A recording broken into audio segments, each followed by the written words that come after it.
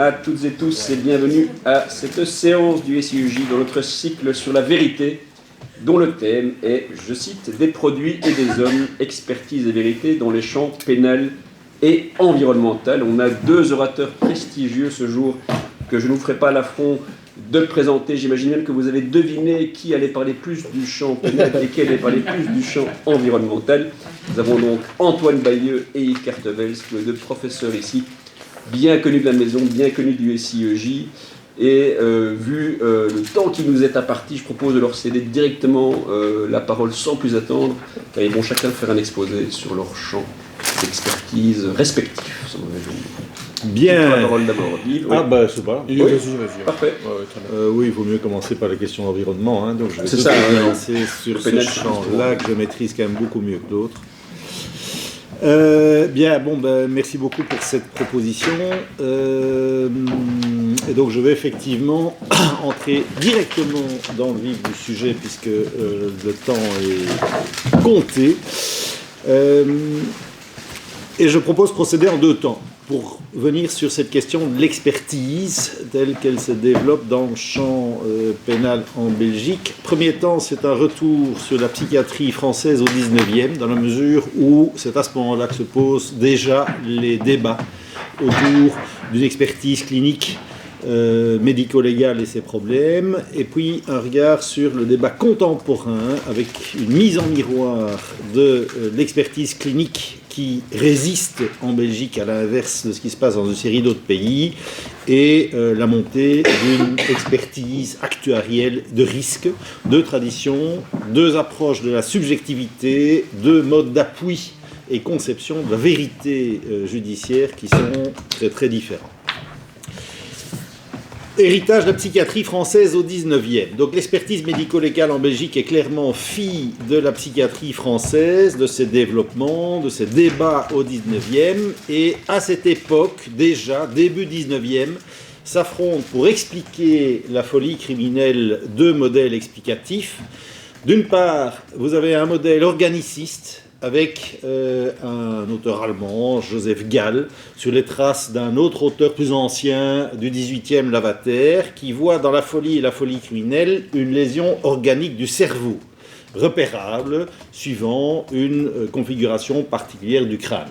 Alors pour la petite histoire, Gall, c'est l'auteur de la Bosse des maths, et c'était très très factuel. Donc Gall considérait qu'on pouvait découper le crâne en une série de zones et qu'en fonction de la conformité des zones présentes dans le crâne qui représentaient le siège de différentes émotions, eh bien on pouvait avoir une vue sur la subjectivité de l'individu, donc logique organiciste qui va se développer, mais sur un mode mineur pendant la première moitié du 19e. En face, une approche mentaliste portée par la psychiatrie française, de noms très connus, c'est Pinel et Esquirol, qui font de la folie et de la folie criminelle, et les deux sont intimement liés parce que la psychiatrie va se construire au fond essentiellement à partir de la question de la folie criminelle.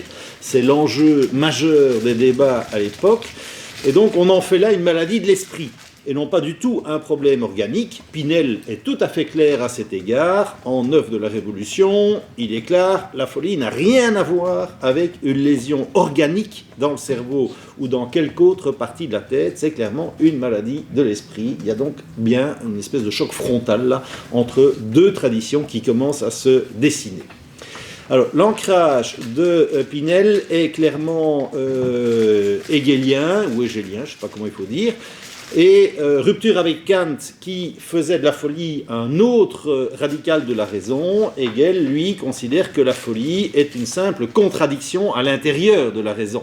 Alors c'est un tournant qui est tout à fait majeur parce qu'il rend possible le traitement moral de la folie, le traitement psychique de la folie en s'adressant à la part de raison présente chez le fou.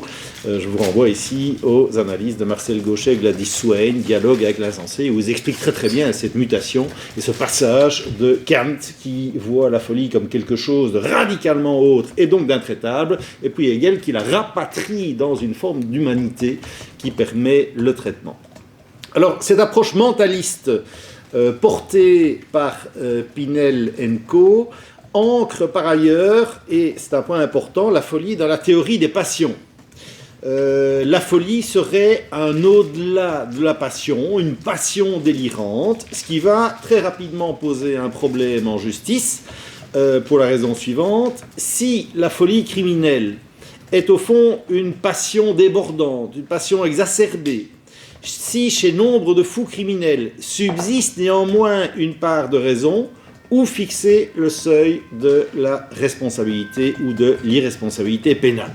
Où passe la frontière? C'est un point très très pratique mais qui va susciter une série de discussions. Où passe la frontière entre le criminel par passion qui est responsable et qui par ailleurs bénéficie parfois de circonstances atténuantes, et le fou criminel qui est lui englué dans un au-delà de la passion et qui devient irresponsable.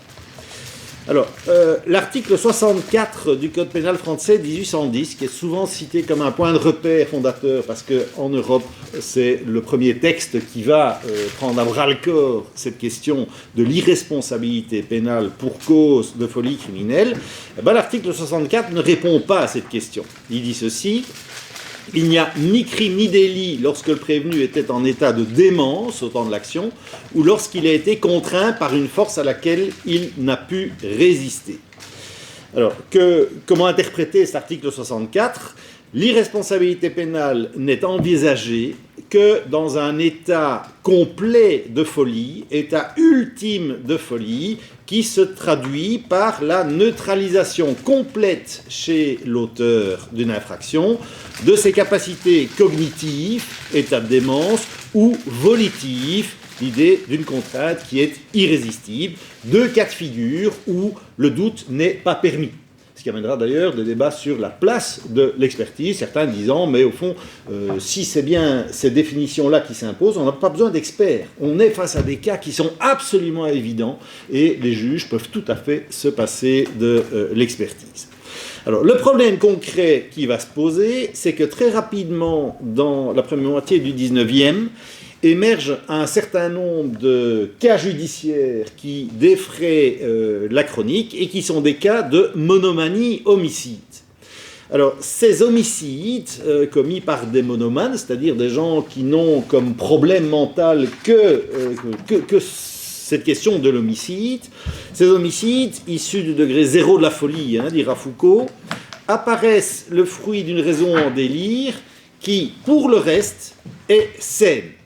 Hormis l'épisode d'homicide, l'auteur apparaît sain d'esprit avant et après l'acte, ou alors il apparaît dans l'explication de son geste extrêmement intelligent, extrêmement rationnel, avec un récit très très bien construit, mais manifestement délirant.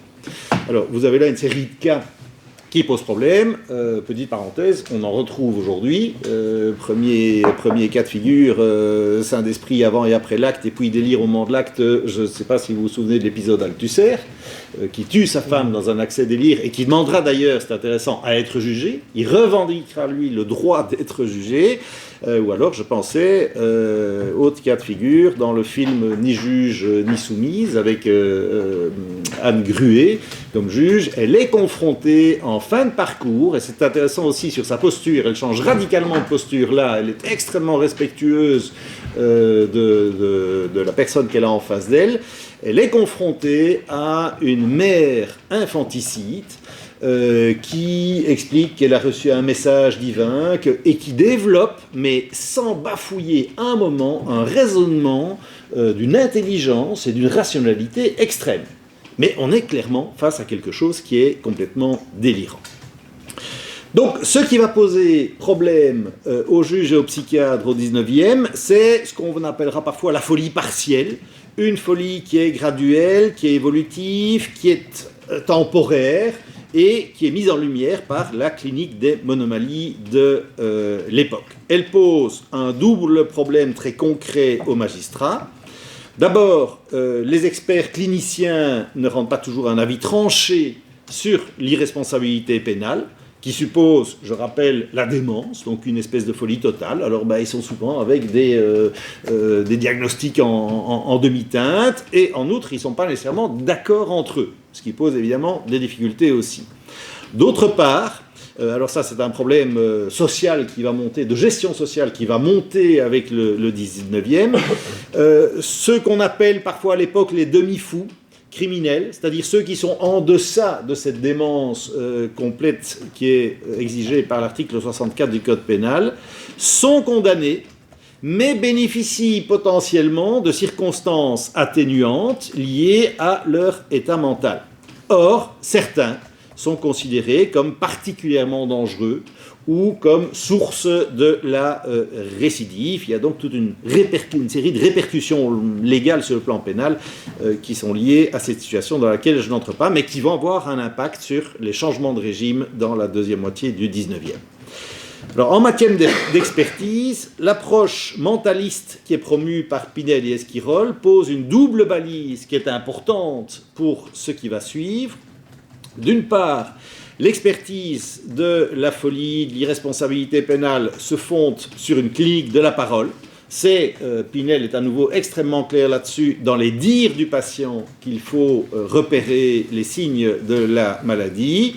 Et deuxième élément qui émerge chez Pinel, c'est un principe de continuité entre diagnostic et traitement. Le moment du diagnostic n'est pas que diagnostic sur la question de la folie, de l'irresponsabilité, c'est aussi un premier moment de traitement, ce qui est aussi une manière de permettre aux psychiatres experts de ne pas se transformer en pur agent d'aide au pouvoir judiciaire, en pur agent de contrôle social. C'est un débat qui reviendra très largement plus tard. Pour des raisons à la fois externes et internes à la psychiatrie, cette expertise mentaliste qui domine toute la moitié du premier 19e est contestée par un double virage objectiviste dans la deuxième moitié du 19e.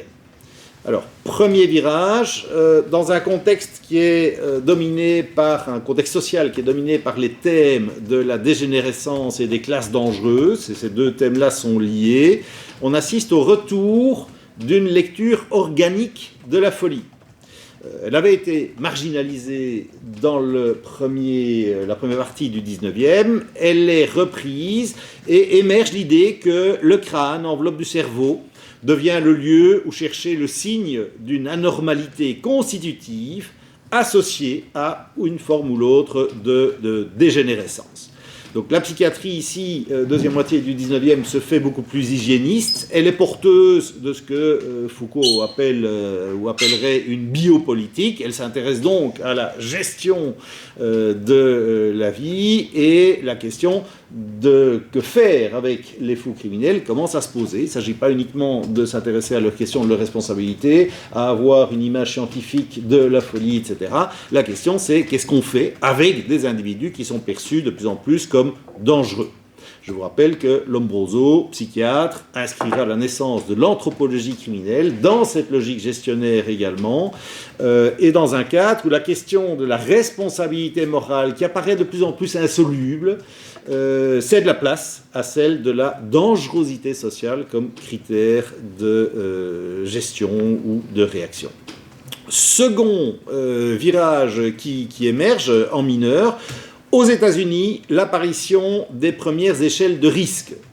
Face aux incertitudes de l'expertise clinique, qui est étiologique, qui cherche à comprendre les causes de la maladie mentale, face au trou que laisse subsister sa construction à partir de quelques cas problématiques, eh bien on voit émerger une expertise actuarielle des risques dans un objectif de dépistage préventif global de tous les anormaux. Le thème des anormaux commence à faire florès aussi à la fin du 19e siècle. Et vous avez des prises de position du président de l'Association américaine de psychiatrie, par exemple, extrêmement intéressante là-dessus, fin du 19e, début du 20e.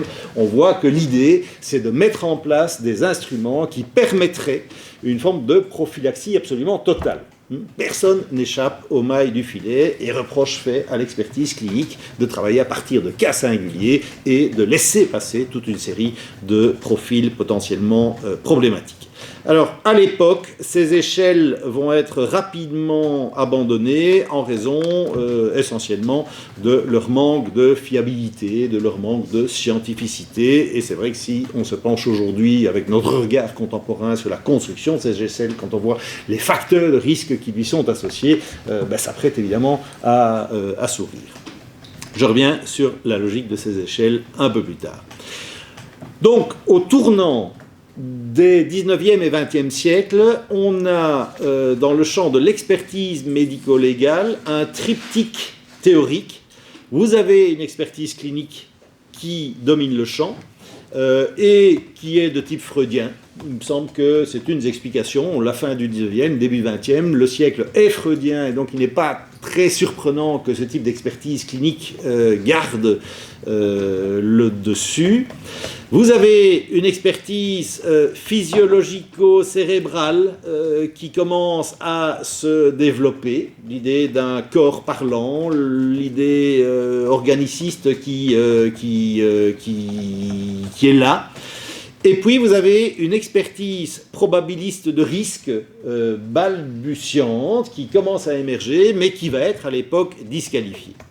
Alors, vous avez un triangle qui préfigure absolument les débats contemporains autour de l'expertise, puisqu'on retrouve aujourd'hui ces trois types d'expertise en compétition, une expertise clinique, une expertise à caractère neuroscientifique qui se développe et émerge sur certaines scènes judiciaires, pas chez nous, et puis une expertise dite actuarielle des risques qui tend à se développer un peu partout. Alors, la situation en Belgique, c'est le deuxième point de mon exposé au fond, le débat tel qu'il existe aujourd'hui. Je laisse de côté l'expertise neurobiologique parce qu'elle est chez nous extrêmement marginale, sinon absente, et je me centre sur les deux autres modèles qui sont en compétition. L'expertise clinique a dominé le XXe siècle chez nous. Elle est portée dès le départ par ce qu'on appelle l'école de Louvain, école fondée par un médecin anthropologue actif dans le champ pénitentiaire de 1926 à 1956, Étienne de Greef. Alors, Étienne de Greef est un des grands représentants fondateurs de cette école de Louvain, porteur de cette approche clinique, et de Greef défend très clairement une expertise qu'il qualifie de dynamique. Et l'idée, c'est ce que doit faire l'expert, c'est d'entrer dans le point de vue de l'autre pour comprendre la perception que la personne a de son propre monde et pour que lui puisse comprendre cette perception. Alors, De Greef défend de manière très très nette l'examen clinique. Il dit celui-ci l'emportera toujours en certitude. Il se méfie des tests et des autres instruments d'évaluation aux fournisseurs de données statiques. Il est favorable à des formes d'anamnèse, démarche axée sur la compréhension de l'étiologie du problème, de manière, dit-il, à travailler avec l'auteur, le sens et le dépassement de son acte. Et on retrouve le fil pinélien ici, diagnostic et traitement, qui sont intimement liés. Successeur de Greef, c'est un nom que certains d'entre vous connaissent peut-être. Dans les années 60-2000, c'est Christian de Beust, professeur à l'école de criminologie du CL, qui reprend ce même fil. Alors de Beust élargit à l'ensemble de la question criminelle et il pose que l'acte criminel doit être abordé comme l'expression d'un point de vue. Donc plutôt que d'expliquer un acte en collectant et en croisant des données individuelles, le milieu social, l'âge, les antécédents, le lieu de race, le lieu de vie, la race, etc. On peut imaginer plein de facteurs. Il s'agit de comprendre comment un comportement déviant s'est psychiquement construit afin, dit de Beust, de co-construire un traitement adapté à la réintégration sociale. Donc démarche compréhensif, axé sur la réintégration. On est, souligneront en 2004 deux autres psychocriminologues de Louvain, Françoise Digneff et Christophe Adam, tous les deux malheureusement décédés. On est avec une démarche dont disent ces deux-là qu'elle est aux antipodes, je cite, d'une criminologie prédictive et actuarielle portant sur la mesure d'un risque de récidive dont un sujet serait porteur. Deux facteurs qui, me semble-t-il, expliquent qu'au sein de l'école de Louvain, cette expertise clinique compréhensive qui s'intéresse à la psyché du sujet domine, la présence ou la résistance de la psychanalyse, plus importante que dans d'autres pays et certainement que dans les pays anglo-saxons, et, je ne peux pas y entrer ici, l'impact d'une sociologie de la déviance fondamentalement interactionniste qui partage dans ses analyses de la question pénale un certain nombre de points communs, avec une approche clinique qui est parfois aussi qualifiée, concernant De Beust, d'une approche qui est interactionniste. Le deuxième volet, et c'est le dernier point que j'aborde, le deuxième aspect donc, de l'expertise, deuxième binôme, c'est l'expertise actuarielle des risques telle qu'elle émerge chez nous entre avancée et résistance. Alors, l'expertise clinique de dangerosité est fortement remise en cause aux États-Unis à partir des années 1970. Que lui reproche-t-on ? Essentiellement qu'elle serait subjective, qu'elle serait peu fiable et aussi qu'elle surreprésenterait la dangerosité. On voit donc aux États-Unis se redévelopper, c'est un retour, les échelles de risque qui étaient abandonnées au début du XXe, avec 3 générations à ce stade-ci d'échelles qui vont se succéder. Vous avez ce qu'on appelle des risk scales, puis des risk need scales, et puis il y aura des risk need responsibility scales. Je pourrais détailler un peu plus si vous le souhaitez tout à l'heure. L'idée étant que chaque nouvelle génération d'échelles est destinée à corriger les lacunes des précédentes. On est avec une logique d'un système qui est en fait auto-apprenant de ses erreurs. Alors la différence de l'approche clinique, ce type d'expertise se veut neutre, objective, elle est evidence-based, scientifique et plus fiable sur le plan prédictif. Alors en pratique, comment est-ce que ça fonctionne ? À la grosse louche, il s'agit d'établir des profils de risque, généralement high risk, medium risk, low risk, en croisant différents facteurs de risque et différents besoins criminogènes, des éléments qui pousseraient à l'acte criminel, statistiquement établis, auxquels on rattache ensuite un individu en fonction d'un score qui lui est attribué. On attribue des scores pour chaque facteur de risque que contiennent des échelles, et puis vous avez alors un score global qui est construit sur base de divers scores partiels, et régulièrement c'est un algorithme qui établit le calcul et les pondérations que ne maîtrisent donc pas nécessairement les personnes qui font passer les tests des échelles de risque.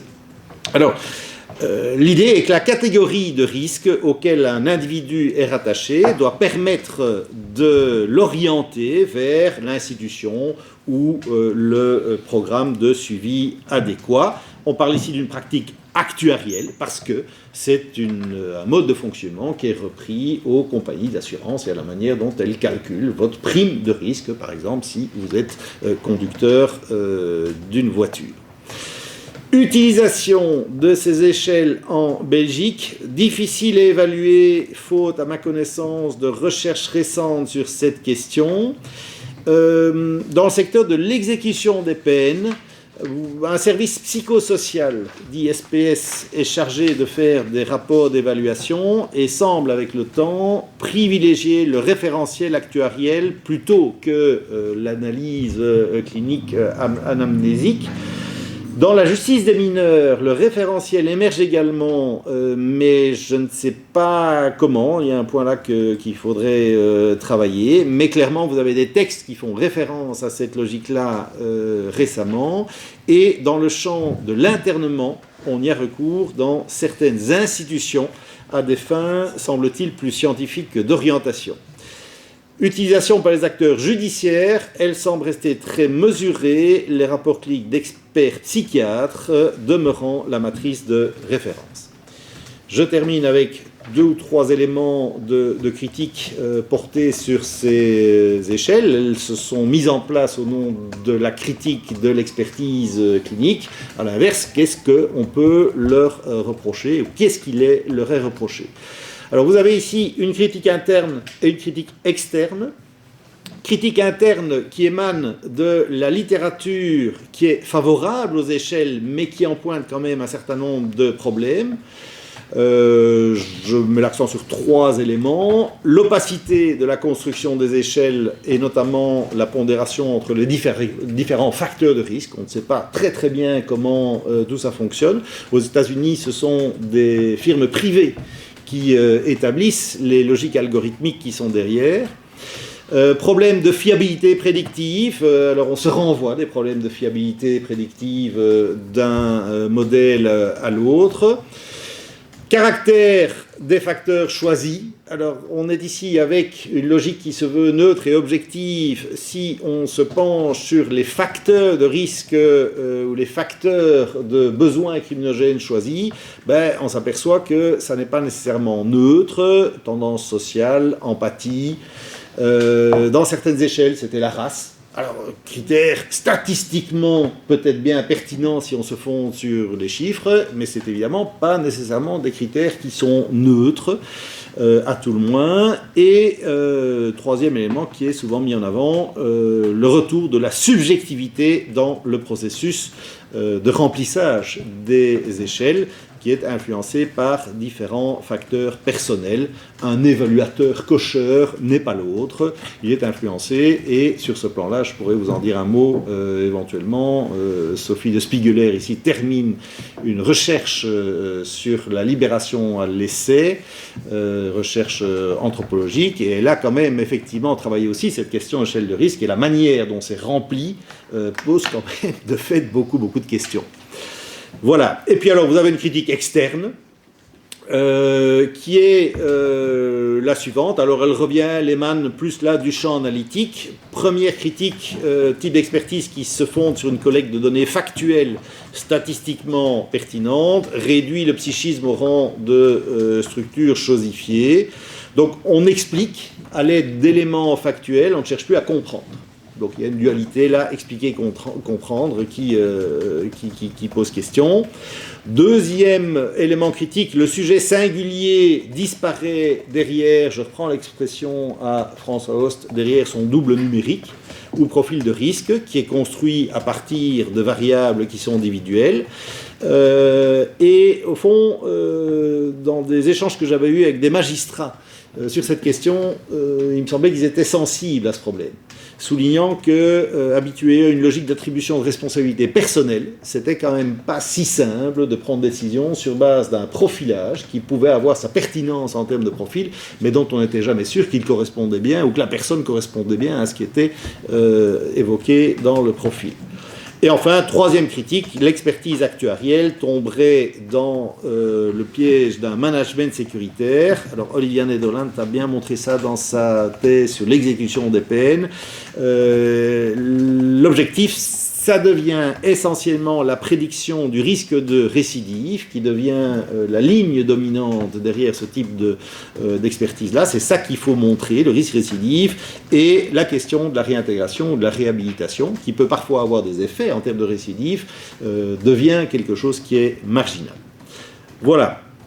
Rapidement, ce que je voulais vous proposer, deux discours très différents sur l'expertise, sur ses modalités, sur ses finalités. C'est un enjeu, c'est ce que j'ai essayé de montrer, je crois qu'il n'est pas que technique ou fonctionnel, mais qui porte clairement des visions des oppositions assez fortes sur la question du sujet, sa place dans la société, la question de la vérité de la science ou du fondement scientifique de l'acte de juger, avec sa part de pari qu'on accepte ou que l'on cherche à neutraliser. Merci Yves, je propose de passer directement à l'intervention d'Antoine, comme ça les questions pourront porter à la fois sur les deux interventions, éventuellement des liens à faire entre les deux, si ça vous convient. Parfait, oui, merci beaucoup Yves. Et effectivement, je crois qu'il y a, évidemment les sujets sont extrêmement différents, mais il y a certains points, à mon avis, à mettre en miroir qui ne sont pas inintéressants, notamment sur la notion de risque. On va y venir. Donc moi, je vais vous parler rapidement de la question de l'expertise et de la vérité dans la régulation des pesticides, avec d'abord en introduction quand même quelques mots sur ce que, depuis le début du séminaire, on a pu appeler le régime juridique de la vérité, sur la base un peu de ce que Foucault avait pu écrire sur la question. Ensuite, faire un zoom sur le régime juridique de la vérité scientifique, avec le cas donc spécifique de la régulation des pesticides, et vous montrer en deux temps, d'abord que il y a effectivement, quand on regarde la réglementation, c'est un règlement principalement de 2009 au niveau européen, il y a un régime juridique de la vérité scientifique tout à fait honorable et légitime qui est mis en place, mais qui, dans les faits, souvent est remplacé, ou en tout cas est menacé par ce que j'appelle la capture régulatoire. Donc on n'est plus dans un régime juridique, dans une capture régulatoire d'une science qui devient une science protocolaire, et j'expliquerai pourquoi. Alors, rapidement, en introduction, donc, le régime juridique de la vérité, je reviens sur des choses dont on a déjà pu parler dans d'autres séances antérieures. Je pense qu'il y a vraiment un décalage assumé entre réalité et vérité dans le droit. Donc le droit n'est pas construit sur l'idée d'une vérité comme un principe de chevauchement parfait ou d'adéquation parfaite avec une réalité qui serait donnée. Le droit assume complètement l'idée d'une vérité comme construction. Hein. La notion de vérité judiciaire est évidemment particulièrement parlante à ce propos. Et pourquoi ? Mais simplement parce que le droit a d'abord une visée normative, une visée de stabilisation des attentes, une visée de médiation entre les intérêts, des valeurs concurrents. Et donc il n'est pas d'abord motivé par la question de la vérité. La recherche de la vérité est un instrument, est un moyen en vue de ses fins. Donc le droit ne cherche la vérité que dans la mesure où, dans la stricte mesure où, elle sert les objectifs du droit lui-même. Et donc il n'y a aucun problème à donner une version juridique du monde, comme l'avait dit Xavier Tunis il y a quelques années ici même, par le biais d'opérations que les juristes connaissent bien, la qualification, qui vient écraser le réel. Le réel est coulé dans des catégories, qui sont évidemment trop rigides pour embrasser l'ensemble du réel. La présomption, qui vient forcer le réel, qui vient à partir d'un certain nombre d'éléments généralement admis, considérer que, créer une règle générale et abstraite, la présomption de paternité du mari par exemple, ou carrément à l'aide de fictions qui viennent inventer le réel de manière absolument assumée. Pensez à l'adage infans conceptus pro nato habetur par exemple. Alors, à partir de là, j'arrive, ceux qui ne connaissent pas le principe infantile, ça signifie simplement que l'enfant qui est déjà conçu mais qui n'est pas encore né, on va faire comme s'il était déjà né, de manière à ce qu'il soit considéré comme une personne juridique qui peut recevoir déjà des dons. Voilà. Et donc c'est une fiction. À partir de quel terme, j'imagine? Dès qu'il est conçu. Dès qu'il est Bon, conçu. je ne suis pas familialiste, mais à ma connaissance, dès qu'il est conçu. Alors, ça c'est le régime juridique de la vérité en général. Je pense qu'il y a moyen à partir de là de faire un zoom sur ce que j'appellerais le régime juridique de la vérité scientifique, qui lui-même va prendre des formes différentes, par exemple dans l'expertise pénale, ou ici dans la question de la régulation des pesticides. S'agissant des pesticides, l'objectif de la réglementation, il est, si je reprends les deux grands objectifs, les deux grandes dimensions, les deux grandes finalités, pour parler comme François Host, du droit, d'une part, de médier des intérêts concurrents, d'arbitrer entre les intérêts concurrents. Ici, d'un côté, on a la protection de la santé et de l'environnement, de l'autre, on a la productivité agricole. Et d'autre part, deuxième objectif, stabiliser les attentes des opérateurs, et des opérateurs économiques évidemment en particulier. Quelle est la traduction normative de cet objectif ? Elle est assez simple, en tout cas je la simplifie ici évidemment à l'extrême. Oui à la mise sur le marché de pesticides, pour autant évidemment qu'ils aient été autorisés, et pour être autorisés, ils doivent n'avoir ni d'effet nocif sur la santé humaine ou animale, ni d'effet inacceptable sur l'environnement. Donc les termes là sont les termes effectivement du règlement eux-mêmes, effet nocif et effet inacceptable. Et donc comment est-ce qu'on va opérationnaliser ça ? Mais c'est là qu'arrive évidemment le régime spécifique de vérité scientifique. Il faut instaurer un mécanisme de vérification, le terme le dit bien, on est bien dans une idée de vérité ici, vérification du respect de ces conditions. Est-ce qu'effectivement le pesticide ou la substance active qui est au cœur du pesticide a ou n'a pas ces effets ? Et donc voilà comment vient s'enchasser dans le régime juridique une question liée vraiment à la vérité, et ici une vérité postulée comme étant scientifique. Alors, j'en arrive au premier temps, donc le régime juridique de la vérité scientifique tel qu'il est, qui se trouve dans les textes. Ce régime juridique est un régime qui d'abord et avant tout repose, en tout cas sur le principe, sur l'incorporation de ce que j'appelle l'épistémé locale, c'est-à-dire en gros l'épistémologie de la communauté épistémique, ici des toxicologues, et en fait plus généralement la communauté épistémique des scientifiques des sciences de la nature en général. On évoque, ce sont les termes de nouveau de la réglementation, une évaluation des risques guidée par l'excellence, évidemment, la transparence et l'indépendance, fondée sur les résultats les plus récents de la recherche internationale, basée sur des évaluations aussi complètes que possible, et enfin révisable à tout moment, et à revoir en tout cas tous les 10 ans. Donc il y a vraiment là, je dirais, des bonnes pratiques en matière scientifique qui peuvent être évidemment, auxquelles tout le monde peut adhérer, tous les universitaires pourraient adhérer sans difficulté. Mais il y a évidemment aussi des tempéraments. Mais des tempéraments qui sont liés au fait que la science, cette science qui est une science réglementaire, en anglais on dit regulatory science, donc c'est une science qui va être une aide à la décision réglementaire, ici c'est pas des normes individuelles, non, c'est pas des jugements, mais c'est des normes à portée générale, est en retour, donc la science qui vient influencer le droit, est en retour influencée par le droit elle-même, la science est elle-même réglementée, puisqu'elle doit remplir un certain nombre d'objectifs. Elle est mise au service d'un certain nombre d'objectifs. Et donc, quels sont ces grands tempéraments, quelles sont ces grandes balises ? Premièrement, il y a une limitation en termes de données. Évidemment, si on est un scientifique, plus on a de données, mieux c'est. Ici, il y a un principe, évidemment, de limitation des données, qui est, pour partie en tout cas, logique et inhérent à l'objectif même de la réglementation. On interdit les essais sur les humains, par exemple. Sauf les études de cohorte, qui permettent de suivre pendant par exemple 5 ans ou 10 ans des personnes, mais qui sont très compliquées à analyser d'un point de vue toxicologique, parce qu'on ne sait jamais évidemment de manière certaine si le problème qu'on a vu apparaître est lié à l'exposition au produit ou à un autre problème, c'est multifactoriel. Et il y a aussi une limitation des essais sur les animaux vertébrés. Donc il y a un principe de parcimonie. On va essayer de ne pas faire des essais plus que nécessaire, puisque quelque part, sinon ce serait un petit peu incohérent avec l'objectif même de la réglementation, qui est de protéger l'environnement, protéger les animaux, et évidemment les humains aussi. Donc on voit la science là réglementée par un principe de cohérence, qui est typiquement un principe de cohérence juridique ou politique, parce que lié aux objectifs de la réglementation. Avec pour effet qu'il y a des éléments d'incertitude qui apparaissent, et qui viennent changer la nature de l'évaluation. On n'est plus dans le constat empirique, dire voilà, effectivement, on a fait le test sur 20 personnes, elles ont toutes eu un cancer, ok. On est dans un type d'évaluation du risque, on est dans l'extrapolation, on est dans l'anticipation, ce qui rend évidemment beaucoup plus compliqué les conclusions. Avec une traduction juridique qu'on va retrouver dans le règlement, qui est « est-il prévisible que ?» Donc la question, c'est vraiment celle de la prévisibilité. Est-ce qu'il y a un risque ? Première, je dirais, torsion par rapport à une recherche classique. Deuxième torsion, évidemment, l'évaluation, elle doit arriver à terme. Il faut trancher. La pièce de monnaie, elle doit tomber d'un côté ou de l'autre. Les scientifiques, évidemment, souvent n'aiment pas trancher, laisser la question ouverte en disant on ne sait pas, il y a beaucoup d'incertitudes.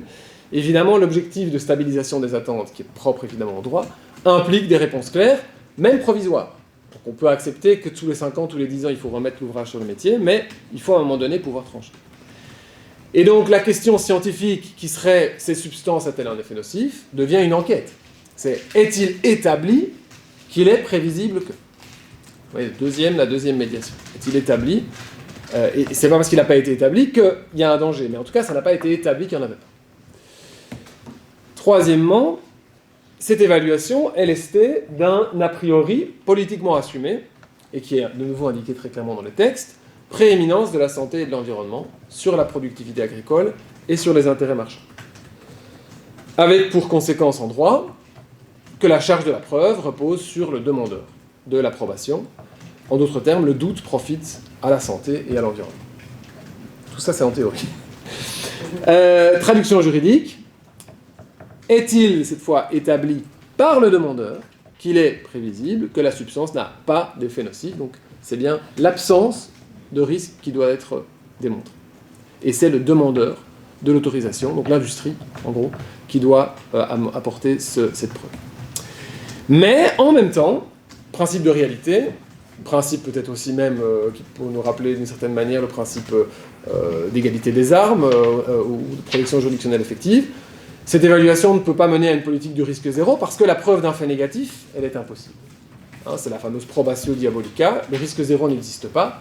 On ne pourra jamais prouver avec 100% de certitude que telle ou telle substance est sans risque. Et donc, apparaît ici un deuxième moment dans la gestion, justement, dans la question du risque, c'est la question de la gestion du risque. Une fois que l'évaluation scientifique est terminée, si elle débouche sur une incertitude, elle doit être complétée, elle doit être prolongée par une gestion politique de ce risque, qui est en l'occurrence confiée à la Commission, formellement, dans les faits, en réalité, surtout aux États membres. Je peux en reparler. Il y a donc un partage des rôles et un partage des légitimités. Il y a la vérité scientifique d'un côté, la quête de la vérité scientifique, et puis derrière, la responsabilité politique, avec évidemment d'un côté une logique épistocratique, de l'autre une logique démocratique. Alors, au terme de ce premier point, on le voit bien, on est bien là face à un régime juridique de vérité. Il y a bien les deux éléments. On cherche la vérité, mais une vérité qui est déjà passée à travers le tamis, si vous voulez, d'un certain nombre d'objectifs proprement juridiques. La quête scientifique de la vérité est mise au service du droit et de ses finalités intrinsèques, stabilisation des attentes, réglementation des conduites, et extrinsèques, poursuite de certains objectifs politiques, arbitrage entre intérêts divergents, un agenda politique qui est poursuivi. Avec, pour corollaire, un contrôle juridictionnel qui est restreint. C'est assez logique, là encore. L'idée de dire, les juges forcément ne sont pas des scientifiques, et donc ils vont se contenter de vérifier que la procédure a bien été respectée, que les études ont bien été prises en compte, et qu'il n'y a pas d'erreur manifeste d'appréciation. Point. Jusque-là, j'ai envie de dire, so far so good. Pas de problème majeur, c'est intéressant de constater ça, et je pense que c'est une belle illustration de cette distorsion du droit par rapport à la vérité, et de cette utilisation de la vérité par le droit.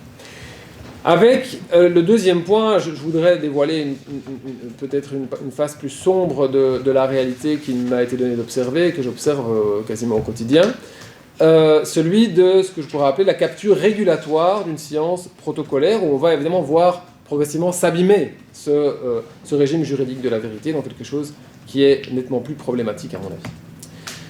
Alors, je ne vais pas pouvoir parler de tout évidemment, je vais être assez bref, mais je peux revenir sur tout ce que vous voulez après. D'abord, au niveau des données. Les données qui sont utilisées dans l'évaluation des risques, elles sont partielles, on l'a déjà vu, elles sont partielles pour des raisons très légitimes, mais elles sont partielles pour d'autres raisons moins légitimes, et qui les rendent en réalité partiales. Partielles d'abord parce que, comme je l'ai expliqué, les approbations de substances actives, les autorisations de pesticides, elles sont fondées sur un dossier qui est donné par celui qui veut commercialiser ces produits. Et ce dossier ne doit se composer que d'une série de données qui sont elles-mêmes requises par la réglementation. Donc la réglementation, c'est le législateur européen, si vous voulez, ou plutôt l'exécutif, qui va déterminer les données qui doivent être fournies. Or, ces données, elles sont lacunaires. Il y a plein de choses qui ne sont pas examinées, il y a plein de choses qui ne sont pas demandées. Et donc, de ce premier fait, il y a déjà un problème. Par exemple, lorsque on doit approuver aujourd'hui le Roundup, pour ne prendre que cet exemple-là, bien connu, au niveau national, ça c'est au niveau national, c'est un pesticide, l'autorisation de mise sur le marché, en principe, doit regarder la nocivité du produit tout entier. En réalité, ils n'ont pas de données concernant les ingrédients, ils ne peuvent pas vraiment demander, ils peuvent demander, mais c'est compliqué de les obtenir.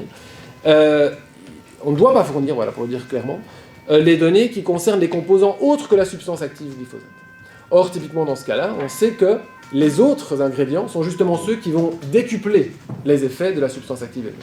Et donc il y a un problème de données qui sont pas présentes. De même, pour la toxicité à long terme, il y a très peu d'études de cancérogénicité qui peuvent être demandées. Donc on a très peu de données parce que c'est le pouvoir, c'est les autorités réglementaires qui peuvent déterminer quelles sont les données nécessaires aux scientifiques, qui s'en plaignent évidemment. Deuxièmement, seul compte, ça c'est encore plus problématique, les données recueillies conformément aux, je cite, bonnes pratiques de laboratoire et aux, je cite encore, lignes directrices en matière d'essai. De quoi s'agit-il ? Il s'agit ici d'une terminologie empruntée à l'OCDE,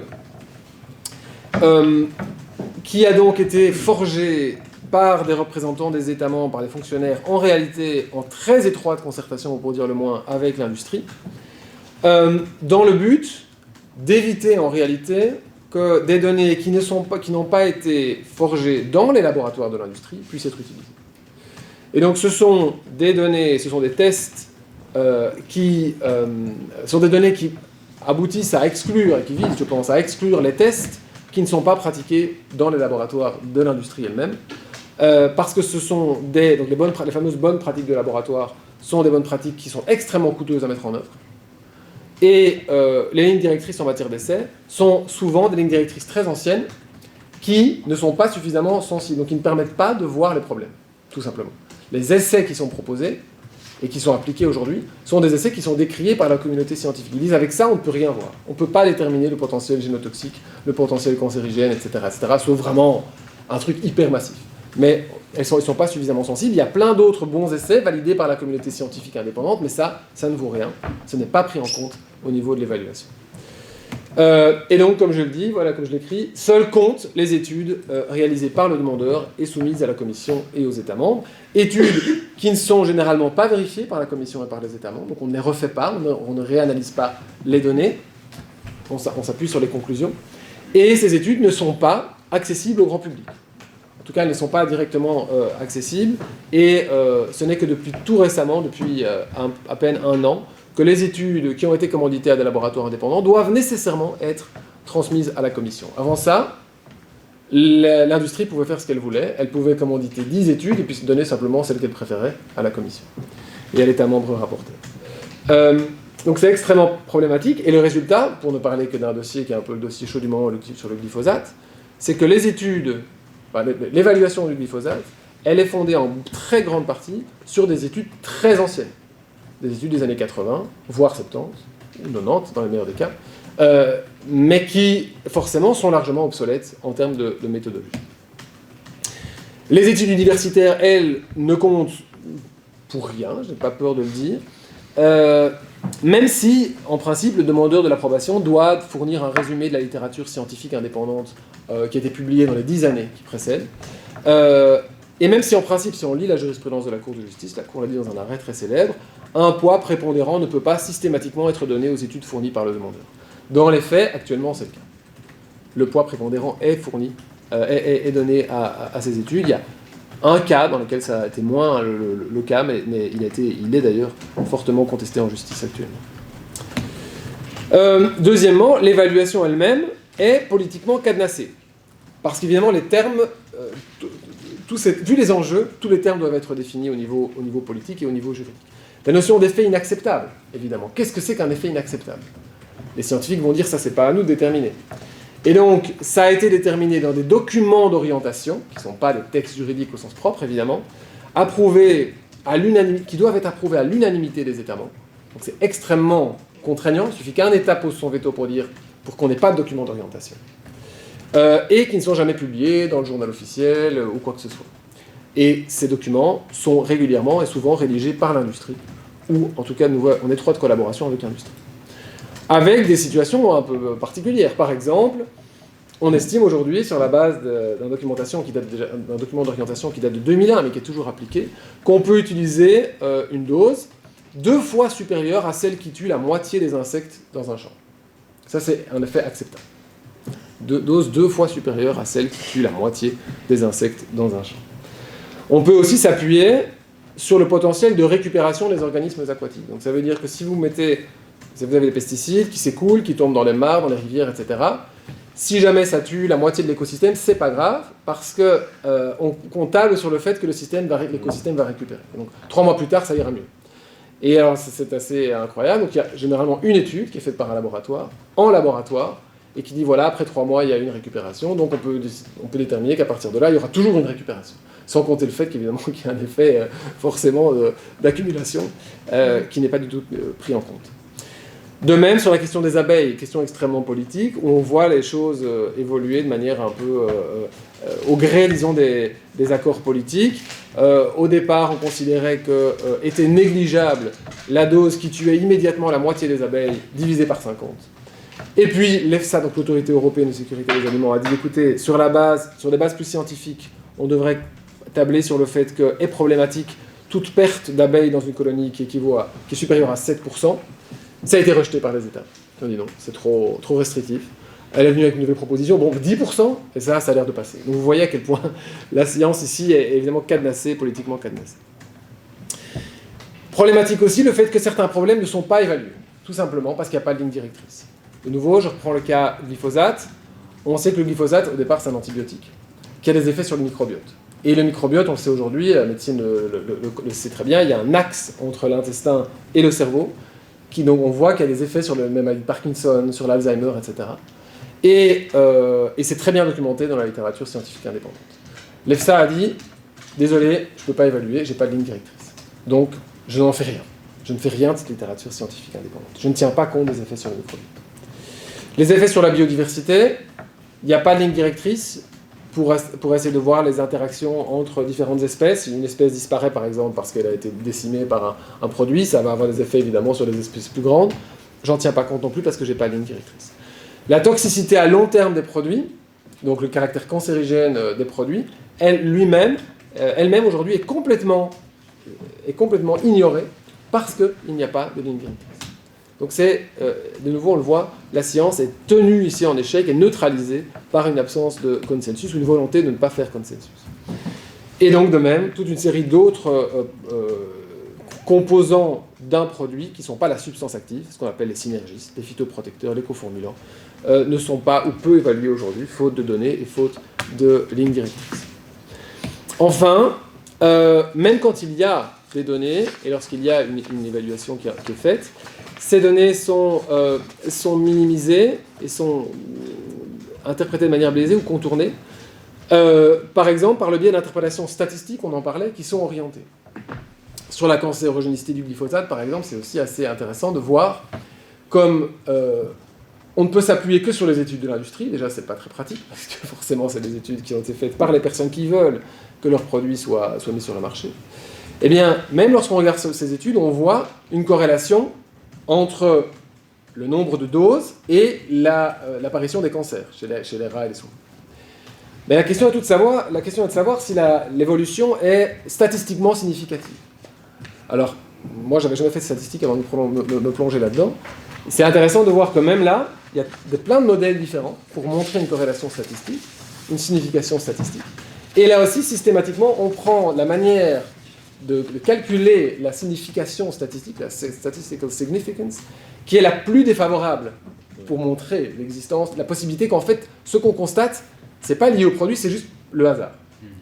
Et donc, on va aller jusqu'à tordre complètement la réalité en disant, par exemple, le glyphosate, on ne sait jamais qu'il aurait un effet protecteur contre le cancer. Donc, si on part de l'hypothèse que les deux sont possibles, eh bien, ça rend encore 2 fois plus difficile la démonstration d'une corrélation statistique, vraiment par rapport au dosage. Et donc, c'est comme ça, évidemment, qu'on s'en sort pour montrer qu'il n'y a pas de problème. De même, quand il y a des problèmes, l'EFSA va identifier des domaines critiques de préoccupation, donc des situations où elle dit là, on ne respecte clairement pas les lignes directrices, on est dans le mur, on ne respecte pas les 2 critères dont j'ai parlé tout à l'heure. Eh bien, les États membres vont s'arranger pour les écarter sur la foi de simples allégations en disant ces problèmes ne sont pas de vrais problèmes, on va s'en sortir autrement, on va prévoir des zones tampons où on ne va pas pulvériser de plusieurs centaines de mètres dans les champs, et alors on réglera comme ça tous les problèmes, et la Commission dit ok, on vous fait confiance. Donc là, évidemment, il y a de nouveau le retour évidemment du politique. De même, on prolonge les approbations au-delà des périodes de 10 ans dont j'avais parlé, aussi longtemps qu'aucun accord n'a été retrouvé sur la réapprobation ou la non-réapprobation. Donc, il y a des produits aujourd'hui, enfin des substances aujourd'hui qui sont sur le marché depuis plus de 20 ans, sans qu'elles aient été réévaluées. Conclusion rapide, voilà, sinon je suis vraiment trop long. On voit donc ici, dans ce panorama, un double décalage entre droit et vérité. Un premier décalage qui est le décalage officiel, je dirais, qui est inhérent à la médiation entre faits et valeurs, intérêts, propre à tout régime juridique de la vérité. Et puis un second décalage, plus discret, qui vient, à mon avis, neutraliser le régime juridique de la vérité, ou en tout cas l'affaiblir, le pervertir, je dirais même, au nom de certains intérêts et au nom d'une conception stricte de la sécurité juridique. Alors certains intérêts, c'est intéressant de voir que les promoteurs de ces produits vont eux-mêmes souvent utiliser les intérêts qui sont dans la rhétorique des environnementalistes. Typiquement, il ne faut pas multiplier les tests pour les animaux. Et donc, la Commission ne va pas nous demander des tests supplémentaires. Faites-nous confiance, on a déjà 3 tests des années 70, ça suffit. On ne va pas aller en faire d'autres, ça coûte trop cher et en plus, c'est pas bon pour les animaux. Et puis, conception stricte de la sécurité juridique, ça revient évidemment tout le temps. Les opérateurs doivent savoir à quelle sauce ils vont être mangés, ils doivent connaître exactement les tests qui vont être pratiqués, etc., etc. Et donc, la question qui se pose aujourd'hui pour moi, c'est celle du contrôle juridictionnel. Le juge, qu'est-ce qu'il peut faire dans ces cas-là ? Autant j'accepte parfaitement l'idée d'un contrôle marginal par rapport dans le cadre d'un régime qui fait partie d'un régime juridique de la vérité, et donc qui reconnaît à un moment donné les limites du droit, et le fait qu'il ne va jamais aller jusqu'à la vérité scientifique totale, autant j'ai beaucoup plus de mal avec un contrôle juridictionnel qui ne s'assurerait pas au moins que le régime juridique de la vérité est respecté. Je ne sais pas si vous voyez la nuance, mais donc, voilà. Contrôler le régime juridique de la vérité et non pas simplement la vérité. Et donc là, je crois que là, il y a encore un travail important à faire devant les cours et tribunaux pour y parvenir. Et voilà. Merci. Merci beaucoup Antoine, donc merci à tous les deux. Alors moi, ce qui me frappe dans les points communs de vos interventions, en fait, c'est par la